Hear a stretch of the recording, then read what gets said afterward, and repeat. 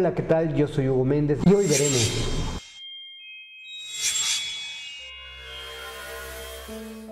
Bienvenido a la clase 4.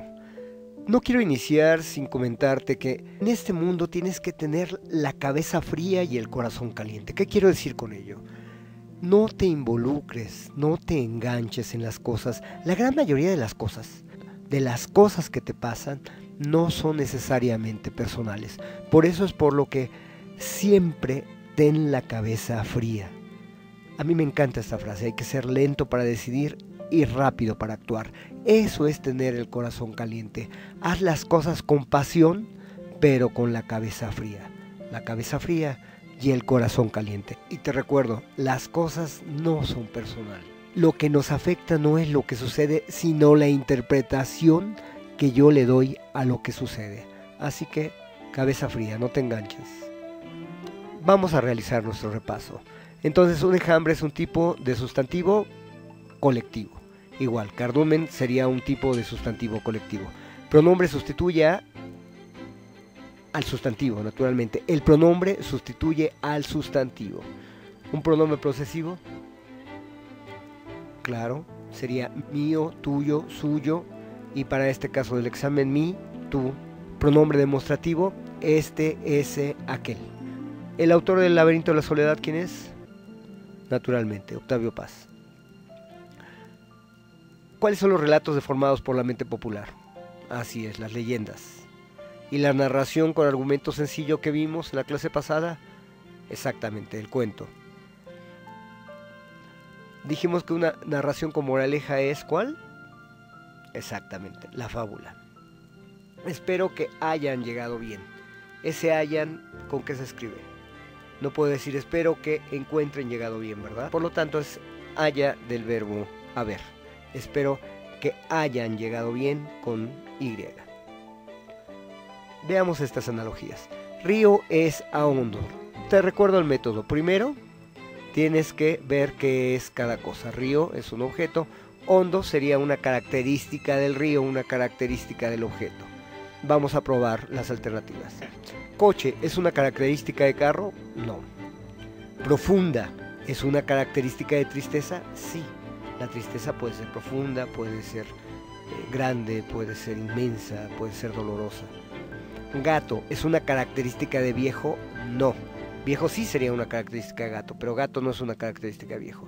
Deleznable, ¿es una característica de loable? No.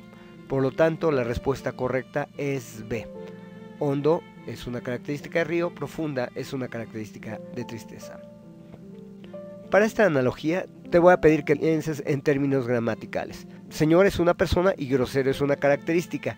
En términos gramaticales, señor es un sustantivo y grosero es un adjetivo. Vamos a ver. Señor es a grosero. Como canto a cantante, calendario a almanaque, zumo a jugo o sustantivo a adjetivo. Está fácil, ¿verdad? Esto es una persona y esto es una característica. Estoy hablando del señor, por lo tanto es un sustantivo, y grosero es una característica, por lo tanto estoy hablando de un adjetivo. Y ninguna de estas cumple con esta relación. Cantante no es una característica de canto, almanaque no es una característica de calendario y jugo no es una característica de zumo. En cambio el adjetivo sí es una característica del sustantivo. Un poquito tramposa mi analogía, pero espero veamos esta analogía. Soldado es a ejército. Recordemos el método. Soldado es una persona. Ejército, bueno, sería donde trabaja esa persona, donde labora esa persona, donde se desempeña esa persona. ¿Pintor trabaja en pintura? No. Esta sería la cosa, no el lugar donde trabaja. ¿Alumno trabaja en recreo? De ninguna manera. ¿Alumno trabaja en escuela? Sí. ¿Rico trabaja en nobleza? No. Por lo tanto, la respuesta correcta sería C. Alumno trabaja en escuela. Si aún tienes dudas de analogías, te invito a que revises la parte 1 de la clase 1, donde te presenté mi método para analogías. Estoy seguro que te será de gran ayuda. Sigamos. En la clase pasada hablamos del núcleo del sujeto y yo te decía que el sustantivo es siempre el núcleo del sujeto y te ponía este ejemplo. Ese perro mordió la valla y yo te decía que ese perro sería el sujeto y mordió la valla, y por lo tanto el núcleo sería el perro, porque el sustantivo siempre es el núcleo del sujeto.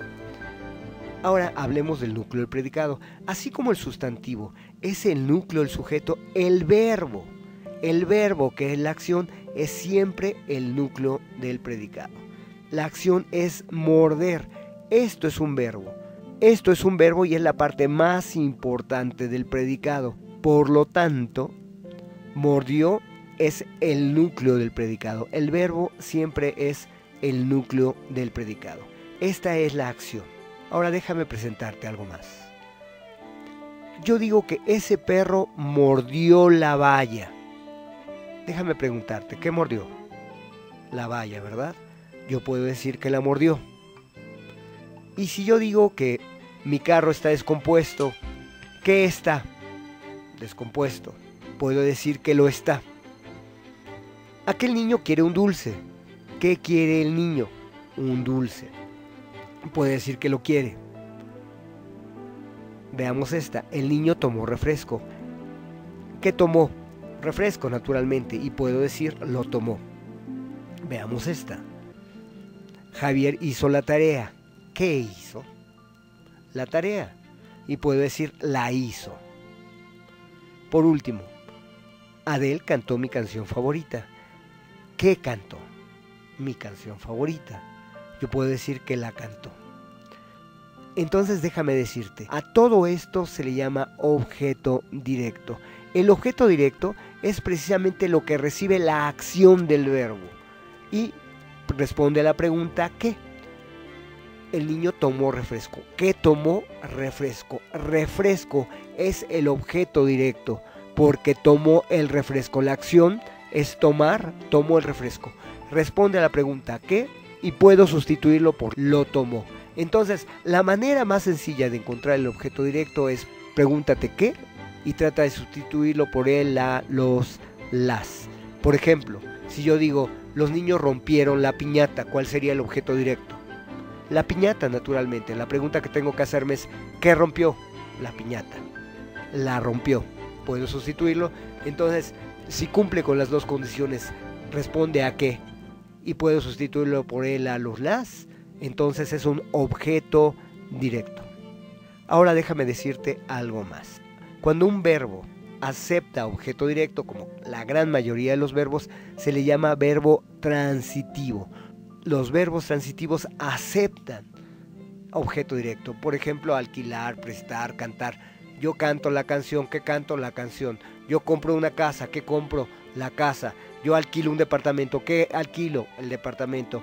Entonces, cuando aceptan el objeto directo se les llama transitivos. La gran mayoría de los verbos en español son transitivos. Y por el contrario, ¿cómo crees que se le llame a aquellos verbos que no aceptan objeto directo? Naturalmente, intransitivos. Los intransitivos son verbos como nacer. Yo digo, yo nací en la mañana. ¿Qué nací? Yo podría contestar cuándo nací, pero no qué nací. Lo nací. No puedo sustituir. El verbo vivir, morir, correr, entrar, ayudar. Yo ayudé con el mandado. ¿Qué ayudé? ¿Con qué ayudé? Puedo decir. Pero ¿qué ayudé? Por lo tanto, es un verbo intransitivo. Recuerda, los verbos transitivos aceptan objeto directo. Los verbos intransitivos no aceptan objeto directo.